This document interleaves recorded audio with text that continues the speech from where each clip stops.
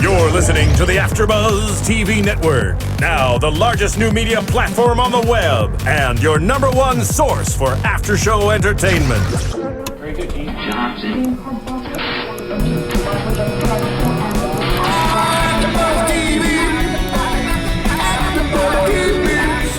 The AFTERBUZZ Studios in Los Angeles, California. Presented by Maria Menounos and streaming live thanks to Akamai Technologies. This is AFTERBUZZ TV's Teen Wolf After Show.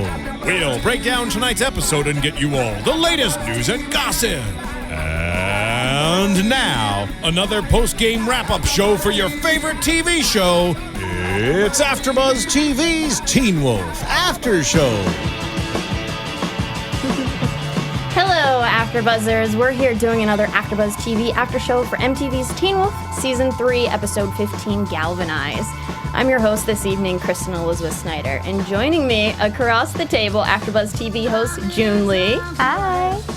And our special guest this evening is Deucalion from MTV's Teen Wolf. Please welcome Gideon Emery. He can see. He can see. And thank you for being here once again. Pleasure. Now a man with vision. We didn't get to talk to you after your whole character arc last I know, season. like in the beginning it was all like, they were just sort of hinting at the character, just getting introduced. So yeah, and we had no idea what kind of arc you were going to have. But talking about that, I mean, we got to see a really troubled villain this episode. What were your thoughts on William Barrow and how he sort of measured up to villains of the past, like Deucalion?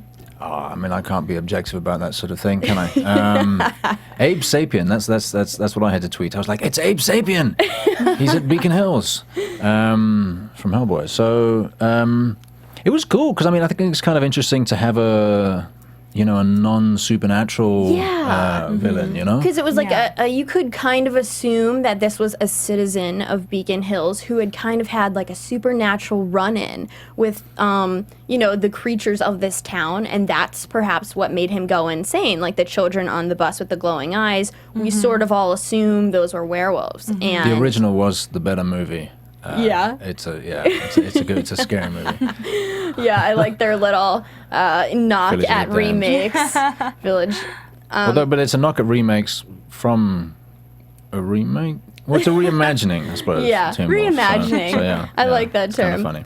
Yes, so last week, you had sent, they said Deucalion sent the motorcycle girl to sort of rescue Derek from, these Mexican hunters. And it's not quite clear what's going on with your character yet this season, but it looks like now that you're sort of an alliance to the werewolves. I think right now, Deucalion's biding his time. He's sitting on the couch. He's probably watching a lot of Netflix, eating popcorn. He may not be as fit as he used to be. That's why he's getting other people to do his dirty work. He's making up for all that lost time when he. Well, he doesn't have a pack anymore, So no, I mean, this is the thing. He doesn't have people really doing his dirty work. So I guess he's got to pick people where he can. But well, I felt like at the end of last season, Deucalion sort of after he got his vision back, I felt like that's first of all what made him a villain is losing that vision. Absolutely, I agree. Yeah. And then it seemed like you were sort of like a hippie. Your character was like a hippie and this like peace-spreading, lovely guy. And so, do you think maybe he returned to that? I don't know. Maybe he's meditating somewhere. He might be. Certainly, the actor portraying him does his best to meditate, but I don't know how hippie he was. I don't see Deucalion wearing a tie-dye. No, I totally see him with like the vest. With the frilly things. Yeah, no, I saw it. Okay. Okay. Well, getting back to William Barrow, who's sort of the villain of this episode, it's not like he's a villain of strength like Deucalion was. It's more that he's like this psychological villain. And which is so scary. yeah, and it kind of scary. it goes along. He's so creepy, and it goes along with sort of how this season has changed and become a lot darker. And it's not so much the physicality of the show, but now the psychological aspects of what's going on in each of the characters' minds. And he is sort of like the Joker type of villain, which I find very creepy and scary because it's one of those things where you almost have to assume that there's like a chemical imbalance going on in their brain, and it's not even that they're seeking vengeance for something that was done to them, but that, something traumatic has caused an imbalance in their minds. What did you guys think of his villainous character?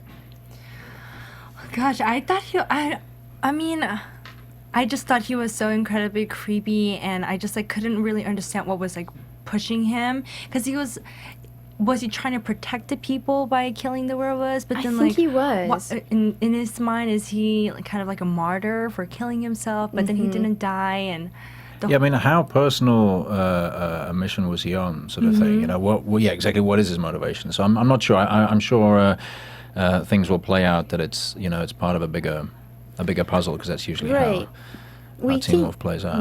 We can't rule out that this wasn't a supernatural villain at all, because we got that whole hospital scene where his tumor exploded and flies came out. What a terrifying scene, by the way. And I remember Allison kind of saying that like flies were messengers to the dead or something, and we get that whole sneak peek. That's just because they carry germs around. So that's why it's a very literal translation. That's funny. I like that. So I don't know. What do you guys think? Is this show sort of turning into a procedural now that Sheriff Stilinski has to kind of solve these cold cases each week to I don't know. I mean, keep wait, his job? but we're introducing new entities and stuff. We've got our sort of shadow figures, and then the what have we got? We've got sort of Japanese mythology kind of coming in and stuff. So which I was so ready to see Kira as the kitsune. I was ready. And when it didn't happen, I was so shocked. What about you guys? I'm waiting. Because I was waiting to see. Okay, so when are we going to reveal, something about her? Because that there's one conversation. It was like a couple episodes ago where Scott overhears her talking to her dad in the hallway at school, and then she kind of busts him listening. Or eavesdropping, but at a distance she does, kind of thing. And I was like, whoa, she's got some kind of power, so. Yeah, I mean, I don't think this is any kind of like Captain Planet, Kira has a ring for like electricity. I'm not sure. I mean, she obviously can't absorb pain. I don't know. I'm hoping she's part of the kitsune, which we learned in like the trailers. There's a good kitsune and there's a bad. But something that stuck with me is when they were talking at the table. Whenever the only good kitsune is a quiet kitsune.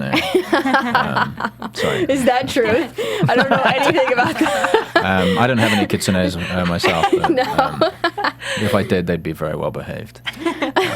What stuck out to me is when they were at the table talking about how, Yukamura is actually Kira's mother's Japanese name and how he's actually Korean. And that he took her mother's name because she's the only surviving member of her family to carry on the Yukamura name. So to me, that stuck out as a red flag. Why is her mother the only surviving member of her family? Right. What did you guys think of that? I completely agree. Yeah. I don't know if that's where like the kitsune is going to come from or what, but I did think I got to say that it's got nothing to do with that conversation. But at the supper, the sort of impromptu dinner where Dad invites Scott over, which is kind of a bold move, invite teenage boy over, to your one, normally daughter. Fathers don't want their daughters normally he's standing outside with a shotgun. I don't know, some implement. They have a very weird relationship, and like they don't have a typical father-daughter relationship. No, and then she feeds him Kira, right? She feeds him. Yeah. She feeds him in front of mom. At least mom had an appropriate reaction to that kind of thing. Because I was thinking like, okay, I totally agree. that's a little cheeky. The sexual tension. Because nothing's happened yet, Yeah. But she, So I'm interested to see where it goes, because she seems pretty cool, and she obviously can take care of herself, and I'm sure she'll play an interesting role. I think we were supposed to draw attention to sort of how fast she caught that sushi with chopsticks, sort of. No, there's that, but of course, I mean, that definitely says to me, this is not a normal human being. That would be very difficult to do, so that's kind of highlighting what, this is not a normal girl. But, I feel like the way that she's attracted to Scott is she reminds me of who Scott was in season 1, sort of that, like, shy guy who didn't know himself and was easily embarrassed, So I feel like this is going to be her coming into her own, and that I do like the chemistry between Kira and Scott, because I feel like they were sort of one and the same. He's just a few years ahead of her. He's kind of a Derek to her Scott kind of thing, in a way. Yeah. Maybe. But more, maybe sexually romantic. Well, it was interesting because, like, when she did the whole electricity thing, right? That's when the shadow people, like, emerged, right? Right. in Allison's house. That's a great point. Yeah, so it's like she triggered something by using her power. She called them over somehow, and I think that's why she was so hesitant to do anything. Yeah, no, I agree with that. But I wasn't sure if she knew she had these powers. Well, that's it. Maybe it's some kind of family curse thingy that you can't control it, and when stuff happens, other people get hurt. Yeah, people close to you right. get hurt, which is maybe, I don't know. That could be. Because it was odd that, she was very fearful, and it seemed to me that if she knew she had these type of powers, when she was attacked by the coyote, and how, why is it that these things are sort of drawn to her, like the coyote was? I know it was because the baby doll and the book bag or whatever, but it seems like, she's been under attack. Everything kind of is like a magnet to going to her. So it's like, I'm not even sure that she knew she had these abilities, or maybe she wouldn't have been so scared. So I definitely think that's like you said, Gideon. Maybe that's something, a curse passed down from her family that she'll have to look to her family to find out more about. And maybe we'll get to hear about the kitsune sooner rather than later. But what do you guys think about the Kira-Scott relationship? Are you still like the Scott and Allison relationship? How do you feel about Scott now moving on to be with Kira? I don't know. It's funny, isn't it? Because, I mean, I guess he should, maybe he should have moved on by now. But I do feel... Somehow I feel that, yeah, exactly. Anyone else who's sort of vying for his affections kind of thing, I feel like I want to go, hey, no, Allison. So, yeah, I don't know. Yeah. I think it's important that this show is not promoting the idea that, like, your first love is going to be who you end up with, and that's who you have to be with forever, because a lot of people get stuck in that and thinking that, and I think that, you sort of grow into who you're going to be, and then, you can have those better, more mature relationships, and I feel like this will be a step up from his relationship with Allison. And I'm not saying I don't ever want them back together, because it's sort of like the show just played those beats for us that we're kind of rooting for them to get back together. But I don't know. I feel like things are really strong with Kira, and she's becoming really likable, especially with those awesome Nike shoes we saw her wearing in the episode. Her style and just her eating lunch with her dad. She's just so unpredictable, and I find a lot of things she does just really cute and making her character really likable. Yeah, and I think you have a good point about her kind of being like the Scott, and so they share a different kind of relationship, whereas like Allison was totally different, from a totally different world, but there is a sense of like they kind of like roam in the same kind of world. Yeah, no, I agree. And so Styles kind of informs Scott that he is the hottest girl in the school. And that was funny. Funny reactions there, huh? Yeah. He's like, I'm the hottest girl. I mean, it's nice that his entire pack agreed on that, and we got those moments sort of saying, you are the alpha, you are the most attractive girl in the school, you can have whoever you want, go ask Kira out. That was like a great See, now scene. there's a perfect moment where Deucalion should really be there, and then it kind of cuts to him, and he's like, this is one of those moments where I wish I couldn't see. Oh my gosh, yeah. I love, can you just be commentary for all the scenes and what your character would have done in that situation? Because I think we need a little more Deucalion in Teen Wolf. Funny. I wasn't ready for you to be gone, so I'm hoping we get to see more of you eventually, or we hear more about what your character's doing. He's got to be doing something. I don't know. I mean, I don't know if I'm still in the building. In theory, I'm still in the same building, unless I put it up for rent. I don't know. We haven't established the apartment to let sign in Scott's building. So it wasn't Scott's building. It was Derek's. Allison's. Oh yes, Allison's dad's building, I think. apartment. Yeah. And he actually showed up again this episode, which was nice to see Argent. Just in time to see Allison and Isaac with their shirts off. Now, she wouldn't let Isaac kiss her, but she's down for just taking shirts off and hugging, I guess. I don't know what that was about. I mean, what do you guys think? Was she... taking shirts off and hugging. I mean, what do you guys think about that? There's nothing wrong with taking shirts off and hugging. I don't know. It sounds quite lovely. I mean, instead of kissing, do you think that, kissing, seems like the more innocent to me than just, stripping down? Well, I guess this was okay. Now's our moment, sort of thing. But it is funny. It wasn't great timing, and it was hysterical. It was so fun. Isaac was so hilarious. Well, do you guys think that she... Another werewolf. Oh, Argent. I mean, do you guys think that that's why perhaps she was not letting Isaac kiss her? Was it the fact that she didn't want to date another werewolf because of her dad, or the fact of his relationship with Scott? Or does she still have feelings for Scott? And then why would she just take off her shirt and, like, is this just teenage hormones? Like, what do you guys think about that's what it? they were playing at, was the teenage hormones and the fact that he's like a really hot werewolf, I don't know. No, I was watching him doing like take off the shirt and then that seals the deal kind of thing. It's like that's enough, the power of his body alone. Yeah. Like, how does that work? Does that I don't work? Have know. you tried that? Does it work? I mean, I being haven't. a werewolf yourself. I wasn't in that kind of shape when I was that kind of age, but was I? I don't know how old Isaac is. I know he's younger than me. I don't know. I think it was. Allison's probably still. She's not sure. I think she's still a little confused. She'd like to move on, but at the end of the day, moving on is that a betrayal of what they had, and all that sort of stuff that's in your head, kind of thing.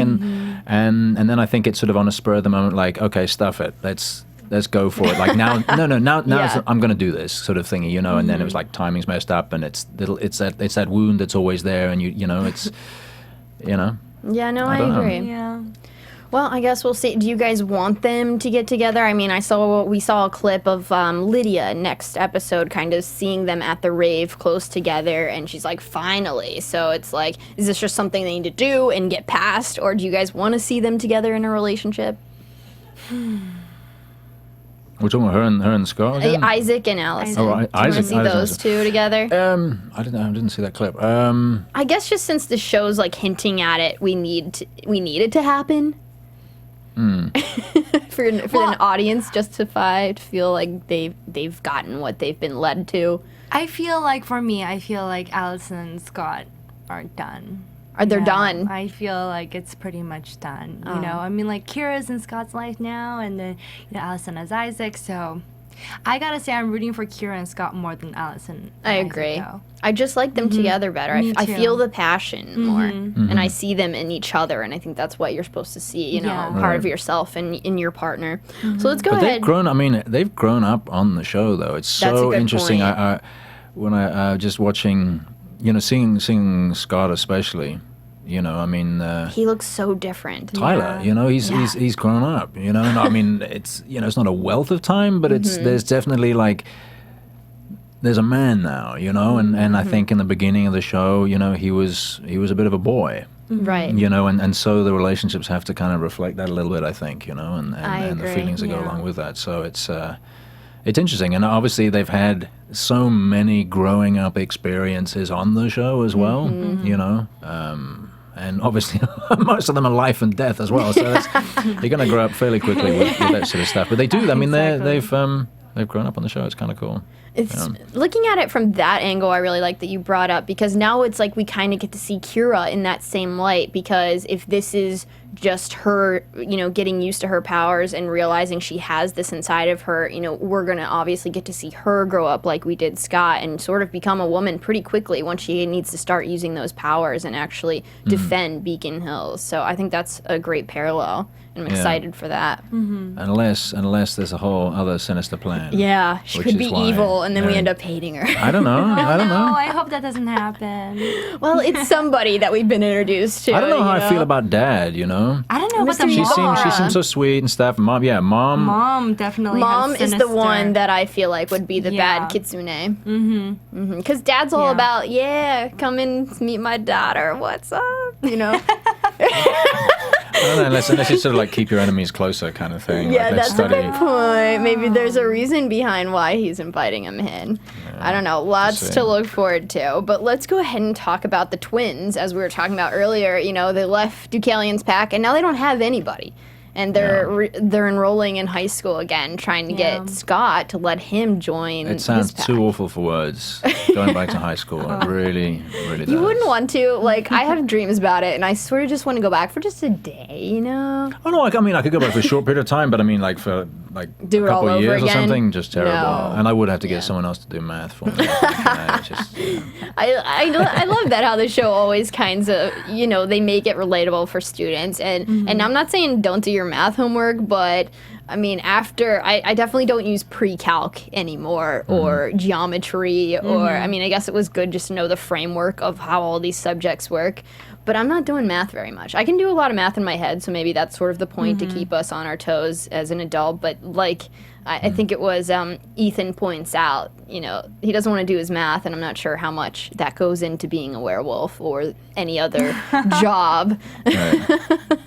Well, they also seem to have, what's great with the twins is we have like one shows restraints and the other one is sort of all passion sort of thing. So I think, you know, there's definitely, you know, lessons to be learned in, you know, in everything we study kind of thing. And there's definitely a lesson in patience, learning something which doesn't seem valuable for you now. That's a You know, great point. so- That's a great. Yeah, I totally agree. I gotta say, pre-calc is like, it's like the worst part. it's like the darkness before the light comes out. Like, cause calc is incredibly fun. Really? Yeah. Okay, But, I like, take a lot that of back. people Go to stop. pre-calc. I dropped out. Don't drop out. You're gonna end Just up like stick me. with it until calc. I promise calc is more interesting.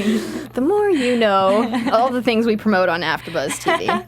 Well, what do you guys think? Do you think the twins, it seems like the relationship with Ethan and Danny, it looks like it's over. I had, I believe it is Stephanie Golding on Twitter saying that why is Danny hooking up with his ex who broke his heart and kind of left him at his dance or whatever. I guess when the Kenema got Danny's ex, Danny was sort of happy. So why is Danny now stepping back with his ex instead of, you know, going for somebody else? Is he rebounding back to his ex, or was sort of Ethan the guy that was his rebound? I don't know. What do you guys think? Do you see Danny and Ethan getting back together? I mean, because Ethan's obviously hurt when he sees Danny making out with his ex in the boiler room. I don't know. It was an interesting little moment there because it was sort of like, hey, that's not cool, Yeah. you know. And then they were off because there were sort of more important things happening. But And we got to see Lydia. nobody likes to see that, man. No, I know. It's so funny. And the thing is, you know, you're gonna see it at some stage, and at some stage you're gonna see the thing, and either it's gonna be a case where like I know I'm gonna see them at this thing, and so like, and then they probably got, well, I know they're seeing so and so and that kind of stuff, and it's like, okay, I'll brace myself for it, but then you see it, and it's just like, you know. Yeah, it It's sort of pulls on the heartstrings. Yeah. It's nice to see that Teen Wolf is also putting that out for teenagers and being like, look, it's just not you. This is a part of life. We all go through it. It gets easier, but you gotta look at I love how it. it just Definitely. takes such a, I don't know, I mean, for a show that's based in the supernatural, you know, at the same time it's so rooted in reality in Yeah. terms of Definitely, relationships yeah. and people and personalities and stuff, you know. So I mean, yeah, there's, you know, there may be all this other stuff going on and powers and whatnot and monsters and claws and teeth but I it's a agree. beautiful, there's some beautiful relationship stuff, you know. I'm going to go back and repeat myself, but one of my favorite moments of the whole show is one of those early moments in the classroom with Scott and Allison, and Scott's getting upset. I think Coach or someone is like shouting at him, you know, and he's getting worked up and he can't control turning yet. And, you know, it's like, and she knows his secret and stuff, and she knows, you know, it's going to be a big deal if he turns in the classroom sort of thingy. And one of them reaches back and, you know, takes the other's hand kind of thing, and she takes his hand or something, and it was just the sweetest thing, you know, and I'm watching this kind of like, oh, you know, and I'm like some old dude watching this and going like, no, but that touches me, you know, and it comes down to See, those Deucalion little is a moments. hippie. Deep down, Deucalion Yeah, is a peace and hippie. love, Peace and Deucalion. They I'm saw still that waiting. in you. I'm still waiting for the Deucalion Gerard showdown. Yeah. I feel like it's definitely coming. But, I you know, getting back to how, like, Teen Wolf is like reality, I've read on the internet a lot of people kind of paralleling the monsters that come on to, you know, teenage things that happen when you're in high school, what these monsters metaphorically mean in relation to what we experience in high school, and how dramatic and terrifying it is, like a horror show, like a show that we're watching. That's sort of how horrifying and traumatizing high school can be. You know, it's Sure. sort of like Beacon Beacon Hills in a lot of our minds because this is our first experiences with everything, with heartbreak, with, you know, losing friends, you know, every possible And the stakes thing. are super high. It's like everything seems, I think you're so, you know, or we are so sensitive at that, you know, and impressionable as teenagers, you know, and everything feels life or death. It does. You know, when stuff Definitely. happens. You know, like you can have a great teacher who can make you fall in love with a subject. You can have a different teacher the next semester or something, and just kind of drop out of that subject altogether, basically, because you just, you know, all the passion goes out of it because that teacher just doesn't connect with their students or whatever, you know. Absolutely. They're just, yeah, it's interesting. It's interesting. I think that's why Teen Wolf seems so real. Like all of the relationships are so real, and they show so much restraint in the lovey-dovey stuff. It's just that perfect amount where it's like sweet and not like ugh. Yeah. Also, you're finding your own identity Yeah. at that age. You know, it's kind of like Absolutely. you're defining yourself as independent from your parents and this sort of stuff. You know, who are you? What do you want to do? Because that's the thing. Ultimately, you're studying to go into some other career, and you know, there's pressure like peer pressure, and then your parents saying, "Well, you should do this," and blah blah blah, blah and do something sensible, and then you want to like also want to make your own decisions on some level, and then also on top of that, there's like, well, what actually is my skill set? You know, what am I Yeah. best at? And it's not necessarily what I'm passionate about.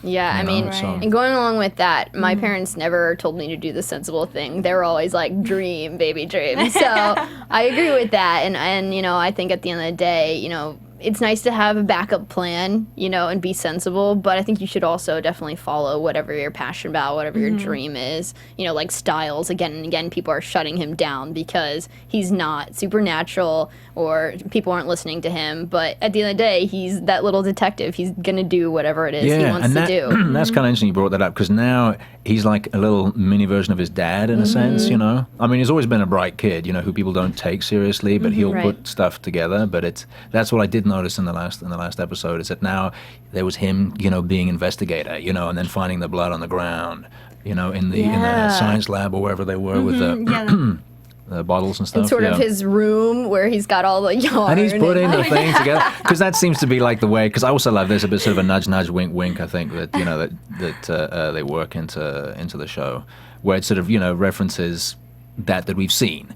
You know, because when the people they put that stuff together, man, and this connects to that, and that's to the other, and then at the end of the day, what is it? I don't know. It's just like putting stuff on a wall. I don't know. Yeah, and he was like, I like the blue color. It looks pretty. Right? Yeah. So at the end, sometimes it is just the accumulating of things on a wall. And I really like that we got to find out that Lydia's power is coming from her hearing rather than her screaming. So that was interesting, and sort of she needs to hear, you know, a sound is going to be what cues her into helping out this season. And I saw an interview with Jeff saying that, you know, that's what we would find out this episode, that it wasn't necessarily her scream that was her gift, but it was something else. So now we're kind of getting to know that Yeah. it's her hearing And that's that, going to but help the her. scream kind of gave her the clarity. The Yeah. clarity That, she you know, needed to yeah. hear. You know, sometimes you just need to scream to think better and to hear better. This is true. This is true. I absolutely agree with what they were I doing find there. that on the, you know, if I'm trapped on the freeway, you know, for any length of time, it does give some momentary release, but Yeah. yeah. Some people scream, some people run, do whatever you need to do. But, you know, think Or clearly. scream and run. That's fun. That's yeah, I do that. So I really like, you know, Lydia wasn't able to avoid the temptation of Aiden's manliness, woofiness. I don't know. So, you know, they had their whole little thing in Coach's room, and then obviously they're going to be. It seems like it's just a sexual connection, though. I think that what she has with Styles, where you know that bedroom scene where they're talking and she's kind of feeling bad about herself, as a lot of teenagers would. You know, Styles is kind of there to be like, look, I'll go back to school with you to prove that you were right. I know that you were right. Kind of, you know, giving her back the confidence that she needs, like any good parent should or would. But I feel like they've got this like great connection, and there's sort of the romance that I'm really rooting for this season. What do you guys feel about yeah, that? I mean, it would be nice. It would be nice to see Yeah. because I think she, you know, I think she's growing up as well. You know, not just being this sort of vixen and she knows what she's got and she's sort of flaunting it kind of thing, which I think she Right. was a little bit. You'd see Yeah. her sort of leaving some good-looking dude in the bed, kind of like, hey, we're going to see each other again, and she's like, yeah, maybe. You know, and sort of stepping out the door kind of thing, and yeah, he's always been like the solid good guy waiting in the wings, but he's you know he was that kind of he's cursed with it. Oh, he's cute kind of thing, you know. And then the girls never go after the cute, But I gotta sweet say, guy. But like Styles is really starting to look cute. Like he Yeah. looks really handsome now. His hair's growing in. and he's looking a bit more buff as well. Yes, he is, definitely. He's you know? stepping it up. He's hanging out with the wolves. You know, you gotta. I mean, what's there to say about the cute good guy? Do they win? Do you guys think? Yeah. You think they do? I think they win. And I feel like he's becoming more and more of like a leader. Like even the way that he was handling Lydia, like he's really kind of like that backbone for everybody. For Scott, definitely. He's definitely sort of becoming a man, definitely in his father's footsteps, as Gideon pointed out earlier. And Stephanie Golding wants to know, when will Sheriff Stilinski finally listen to Styles, his son, and go along with what Styles is saying? What do you guys think? Do you think we'll see that soon, him kind of teaming up with his father? He's telling him stuff, but his father's just still not listening and giving in. Right. Yeah, I mean, I think he's slowly turning his ear, you know. I think it's definitely going to take some time, but there's definitely wounds. I think there are wounds that still need to be healed there. Right. You know, with mom kind of thing, and there's sort of, I don't know. I think there's still some sort of blame and something, you know. Yeah, no, I agree with that. They said, so Jeff said that we're going to find out what happened to Styles' mom this season, and it's definitely something psychological that also affects Styles. So I'm excited to see what happens there. And Stephanie, she tweeted us a lot and was asking a lot of questions. She wants to know if we ever find out Styles' name, and I know his first name, because Styles is a nickname for Stilinski. So I know when Jeff was here at 312, you can look that up. He sort of said, I believe he said that we will eventually find that out. So I'm excited for that. And you guys at home, don't forget that you can call in, you can rate and download our shows. Our number here is 424-256-1729. We'd love to hear from you guys. You can tweet at us. We'll hand out our Twitter handles later. And we'll be reading some more comments that you guys left on our YouTube and iTunes. The scene where Barrow staples his stomach back together with the staple gun really was gut-wrenching for me. That was like one of the scenes this episode that I could like barely stand to watch, because I was always scared of that staple gun that my family had in the toolbox at home. Now, why would your family have a staple gun, to be honest? Why do you need more than just a regular old... Emergency surgery, I guess, you know. Yeah, you never know.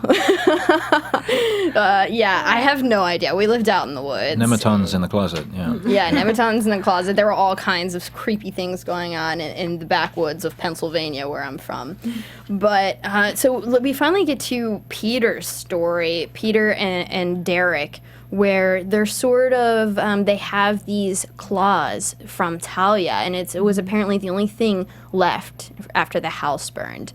And Derek wants to ask Talia, his mother, a question, and so he kind of makes Peter put his hand in, you know, that wooden box that we saw last episode that they retrieved with his tattoo symbol on it. And Peter is forced to put the fingernails in his fingernails, which I'm sure did not feel pleasant, and then sort of do that clawing of the neck, where I thought that was for memories, to get someone's memories, but apparently in this way, Derek... I guess it can do the same sort of, Yeah, Derek was able to go back and sort of talk to his mom. But we don't find out, you know, what she said. What she said. Exactly. He's and very angry at Peter about something. it seems that he is It's like, not happy with that's Peter. not a good face. kind of thing, yeah. Yeah, and Peter, I see that he definitely has a plan, because he wanted to keep the claws for sentimental purposes, and he's just not a sentimental guy. No way. So right there is a huge hint revealing that, you know, he wants to be an alpha again. We got that whole amazing scene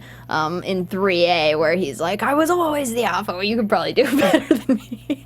But I'm certainly not gonna do an imitation of Peter's. I was always the alpha.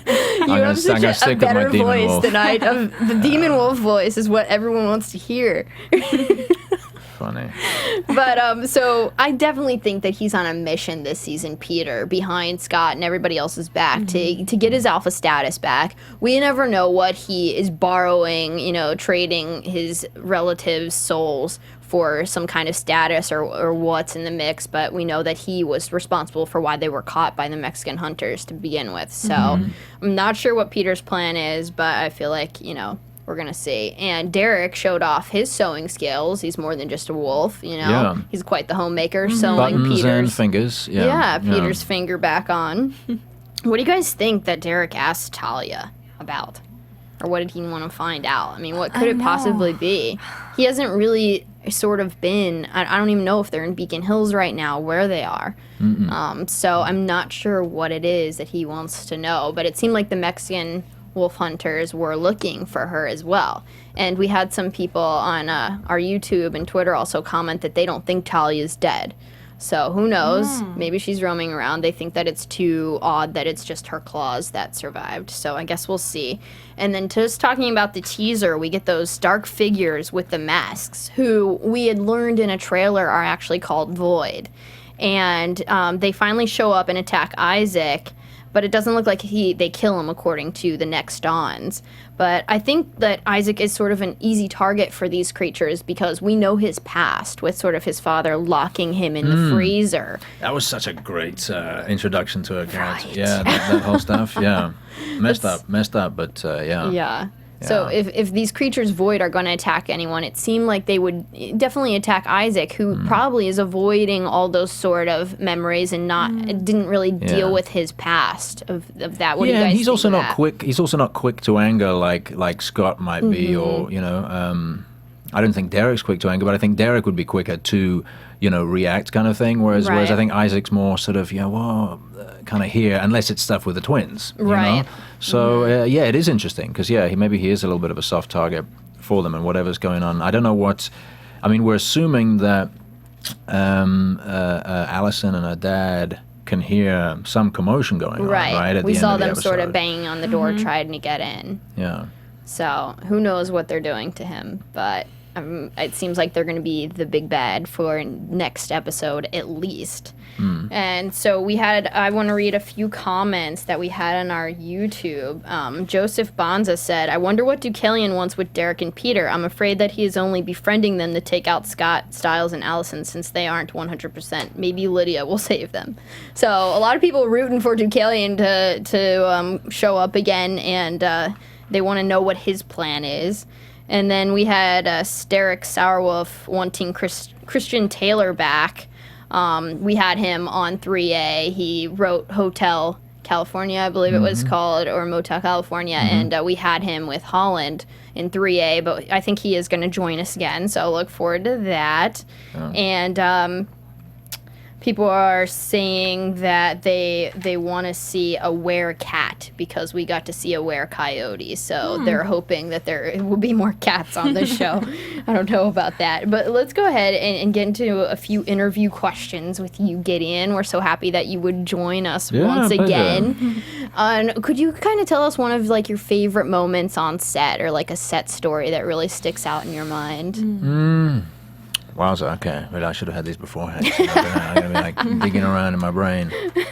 Lots of, I think I've said somewhere else. I think one of the nicest moments early on was an early on moment where, and it was a really simple moment where we're just walking into, I think it was walking into the school, but it was our first shot as a pack. And we're just coming in and walking, and Cully stops and kind of sniffs the air, sort of thing, and okay, it's nothing, kind of thing, and moves on. But it was the introduction to us kind of moving in, and it was just kind of super cool because it was the first time all of us together. Yeah. And we've met each other maybe once, and I think that was fun because then we were like, okay, we know we've started this journey, and it seems pretty cool, and and we didn't. I don't think we had a really much sense of how cool a journey it was going to be.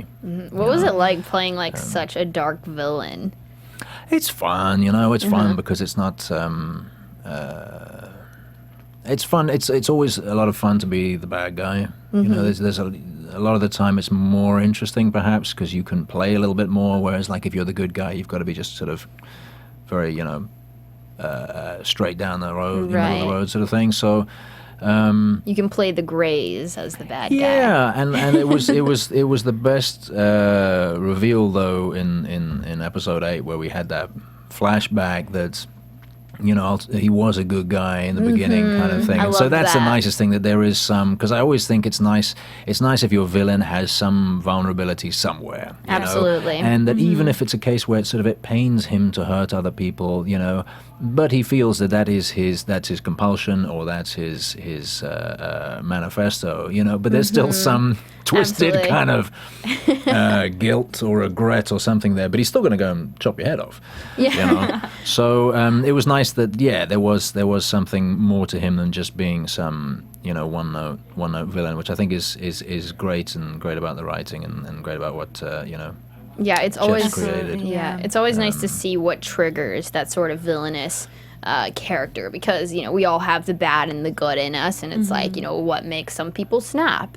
In this episode, William Barrow, it was seeing the children on the bus that had reminded him of a horrible movie, and I guess he thought in his mind it made sense that he had to protect the town. And then in your case, having your vision taken from you when you were doing a good thing for society and sort of being this more peaceful guy, it makes sense that being stripped of something like that unfairly would definitely turn you into somebody who wanted power in another form.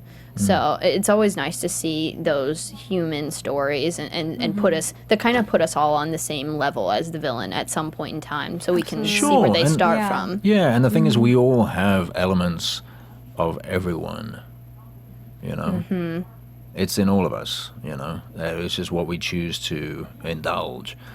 Right. So that's why I don't think it's. I mean, it's being an actor, you get to indulge some behaviors on the camera or on a stage that you wouldn't. In sort of general public life kind of thing. Right. But it's interesting to sort of go to those places, but obviously, not sort of take them home with you necessarily. Not that I think Yeah. this is the sort of thing where you're gonna. Although it's there's some pretty scary stuff. Yeah, I mean, that's always interesting to me, because it's like once you get used to sort of behaving like a character, how do you separate it, or how do you cut it off, and go back into society not doing those things? I think.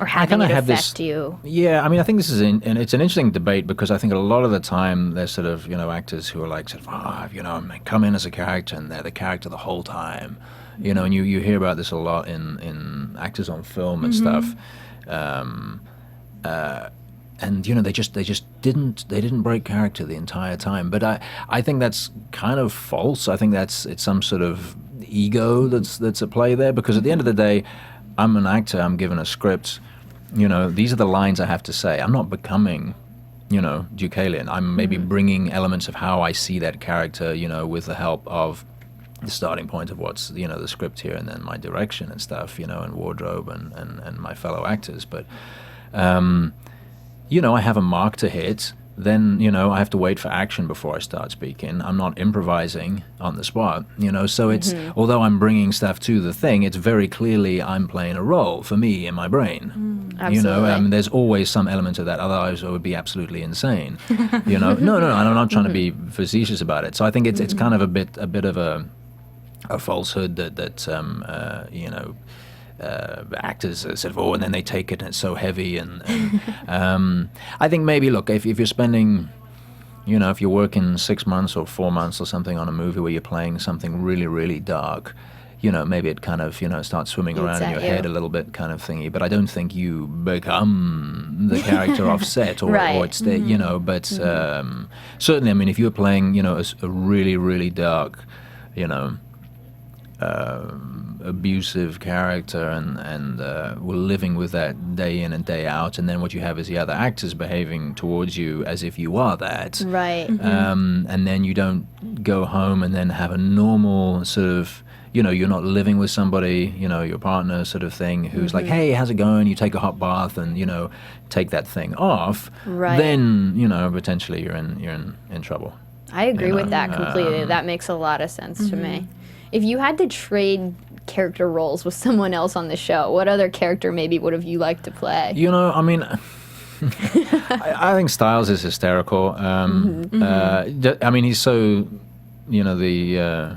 I suppose, the opposite of Deucalion. Deucalion's very sort of measured. I mean, he's evil for one thing, or at least he was. If we're sort of thinking of him in that black and whiteness.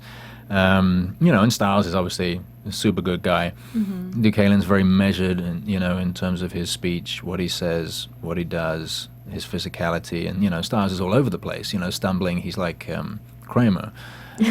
So Yeah. I think it would be that would be fun because it'd be so the antithesis of Deucalion, and also the kind of stuff that I've typically played on camera in the last 6 or 7 years, anyways. Yeah. Definitely. Well, June had asked our last guest, you guys all stay in such great shape, and she was sort of asking, like, what's one of your, like, favorite workouts, or, like, what health tip do you have? I mean, I've worked out, 4 to 6 days a week for the last 20 years, sort of thing. So it's I mean, I don't spend like 90 minutes in the gym though. I can spend 30 minutes in the gym most times, but I have short rest periods, and then it's largely weights, but I have short rest periods, so my cardio is involved at the same time, kind of thing. And then it's kind of calories in sort of thing. So it's I eat very lean. It's kind of boring, but it's not. It came more out of food is fuel sort of thing. Initially, it sort of came from like a bachelor thing, where it's like, oh well, I'll just eat that because that's easy, and now it's sort of become a kind of a lifestyle where instead of living off cereal, which I did for a while, it's cottage cheese and chicken breasts and stuff. You're more aware of it. Do you have cheat days where you just indulge in it's not, no, it's not like I feel like I'm restricting it's just that's what I do. It's like, you I don't know, shower every morning sort of thing. It's just that's what I do. So I don't think I'm denying myself. I mean, what do I like if that's not particularly healthy? I like chocolate. That's good. I like chocolate. But I would say if chocolate is cheating, then I cheat every day. Oh yeah. You have a little bit of dark chocolate. That's healthy. Some people think that it's healthy to cheat every day. Yeah. A little bit. Yeah. I think you've got. I don't think if I felt like I was living in sort of lack with my diet and stuff, and I wouldn't be as happy. But it does make me happy, and I like how I feel. So.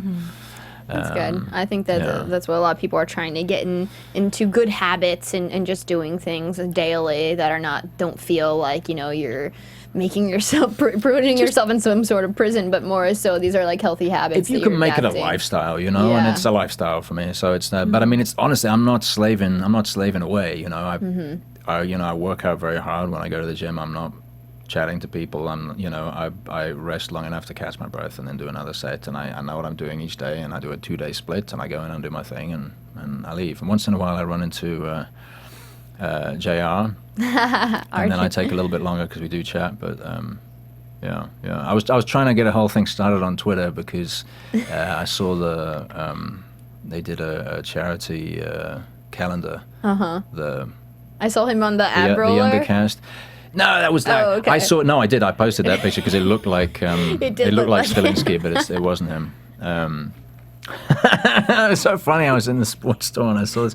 Yeah, it's a picture, and it looked like Lyndon. It did. Yeah. It wasn't him though. It was kind of funny. I don't know. I find that stuff funny. No, it was. So what side projects are you working on right now? I know you do a lot of voiceover for different video games and stuff like that. Yeah. What can I talk about? Most of the stuff you can't talk about. I know. Which is kind of frustrating because then, when you are working on stuff, you can't talk about it, and then when you're not working on stuff, you can't talk about it. So it's sort of like, well, is there anything I can talk about? I can talk about Wolfenstein: The New Order because there was a little release saying that I was involved in that.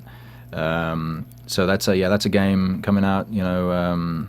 Castle Wolfenstein was a franchise going back a couple decades and stuff, and this is I did some motion capture for that, and I'm playing a pretty cool role, but I can't talk about the role, but that should be pretty cool. That'll be coming out later this year, hopefully. And then you can also catch me on Shameless, I think from this Sunday. Awesome. For a couple episodes, being so not so not Wolfie. Yeah, no Deucalion in this character. No Deucalion. No claws coming out. No. Although, I don't know if I'm the nicest. Well, I'm pretty nice. Yeah. We love Shameless here. We do the after show for Shameless as well. Okay. So that's very exciting. I'm sort of have a little bit to do in that. So, and then I think that's about all I can talk about right now. No, yeah, I'm working fantastic. on an awesome video game right now. I wish I could talk about it, but I can't. Well, we'll look forward to you tweeting about it. You're very active on Twitter, right? What's your Twitter handle? I'm so active on Twitter. It's an addiction. It's terrible. It's really terrible. Really? It's terrible. I'm just Gideon Emery. Gideon Emery. Yeah. No underscores or crazy spellings. No, I was the voice of Gid for a bit. And then someone else took Gideon Emery, and then I was like, wait, you can't be, because then this person was tweeting as me, and oh no. Well, no, I mean they were tweeting using that handle, and then because there's quite a few kids who I don't know, follow my stuff from games and stuff. Absolutely. So it was just kind of, there was some stuff that wasn't necessarily appropriate, so I kind of got my name back, as it were. I got my name back. Yeah. It's not the Demon Wolf. So it's me, yeah. It's now Gideon Emery. It's awesome. Gideon Emery, yeah. I tweet a lot. I saw I'm like up to like 4,500 tweets or something, which is not that many, because I've seen some people who've got like 20,000 tweets or something. But considering I haven't been on Twitter for all that long, it seems like quite a lot. No, it is. Well, keep tweeting, because we all want to hear what you're working on, and we'll look forward to it. Let's go ahead and roll into predictions and talk about where we think things are going on Teen Wolf. And now, your AfterBuzz TV predictions. So it seems like the twins are definitely going to try to get in Scott's pack and win his trust. It seems like Derek's going to be mad at Peter, and hopefully we'll get that reveal. And we get to see next week is like the rave with the paint. Have you guys ever gone to one of those parties? That looks amazing. I would have loved to be on set for that party. But yeah, it seems like Peter's going to try to regain his alpha status, and these void creatures are going to come in and attack everyone. And I'm excited for that, and I hope we get some more kitsune. What do you guys think? Any predictions? Definitely. I don't know. I mean, something has to happen. It's a toughie, because you always think there's a potential for people to get kind of taken out. But I don't know who's vulnerable right now. I thought for a split second maybe Isaac was going to get taken out when the void roamed in. I think they would leave a void, because then where's that leave Allison then? Yeah, that's a good point. Then she becomes like the third wheel in the Scott Kira relationship. Oh which is no! kind of Yeah, weird. that would be bad. That would Who be do you really guys think, sad. if we're just predicting right now, who do you think is the big bad of the season? I'm gonna go with Kira's mom. I think she's gonna be the bad kitsune. I'm just guessing. What do you guys think? Who, if you had to pinpoint someone right now? Maybe Deucalion's coming back. I don't know. The biggest reveal would be that Styles is actually manipulating everything. Oh my god! Everything. That would be crazy. Can you that imagine? Would be crazy. I mean, we That'd are be- supposed to hear that he's suffering from some, mental illness that his mom had. So it could be. He definitely but- has an inner ear problem, because his balance is off. I don't know. I'll go with her dad, Kira's dad. Mr. Yukamura. Yeah, because I think he's too nice. I agree with that. I don't trust niceness. Yeah, I agree. But I don't know. What do you think, June? Gosh, Who's it's the so big bad? hard. I don't know. I feel like Barrow wasn't like completely dead. No, he didn't and look dead. I'm still wondering why he was going after Kira. Right. Like, And why? that's a good so point. maybe she has like that split personality, and he's not even aware of it. And hey, Malia from last episode and her father, Right. I feel like they're coming back. So who knows? All right, guys. And the girl. Malia, the coyote wolf, or which one? No, well, yeah. What's happened to her? Apart Yeah. from someone needs to do some eyebrow. I don't know what the word is for that. Because she was a little wild. That's obviously. Yeah, she was wild. The thing. The fact that I notice this kind of stuff is just depressing. I love it. Because beautiful, but the hair and the eyebrows, But she's obviously been for like a For like 8 years. Coyote for yeah. She doesn't know how to be a girl. Yeah. She only knows how to be a coyote. So we'll see if she's coming back. A lot of That's people so silly. want her to be Yeah. with Scott too. So. Maybe Scott can teach her to use a knife and fork, because she's just been sort of foraging. Oh, that's a good point. Kira will teach the chopsticks, and they can have like sort of a whole sort of get together utensil. That would be fun. Sushi workshop. round 2 or pizza. Who doesn't love pizza? Hopefully, there's more pizza next episode. That's what I'm predicting. More pizza. More pizza. All right, guys. Well, thanks for joining us once again. Thank you, Gideon, for joining us. Thanks for having me again. Thank you. I hope it made guys sense. can follow Gideon at Gideon Emery. And June, what's your Twitter handle? Miss_Junlee. Okay, and guys, _Junlee. there you guys go. And I'm Cinematic Escape on Twitter, or you can Google or Bing my blog, Cinematic Escape. Thanks, guys. We'll see you next time. After TV News. You're quite the artist. What were you I don't know talented. What were you doing? From executive producers Maria Menounos, Kevin Undergaro, Phil Svitek, and the entire AfterBuzz TV staff, we would like to thank you for listening to the AfterBuzz TV network. To watch or listen to other after shows and post comments or questions, be sure to visit AfterBuzzTV.com. I'm Sir Richard Wentworth, and this has been a presentation of AfterBuzz TV. Is Akamai like... Buzz you later. The views expressed herein are those of the hosts only and do not necessarily reflect the views of AfterBuzz TV or its owners or principals. Thank you for watching AfterBuzz TV on YouTube. For more of your favorite after shows and interviews, subscribe to our channel here, and be sure to share your opinion on the episode in the comment section below here. We'd love to see what you guys are buzzing about. Thanks again. Buzz you later.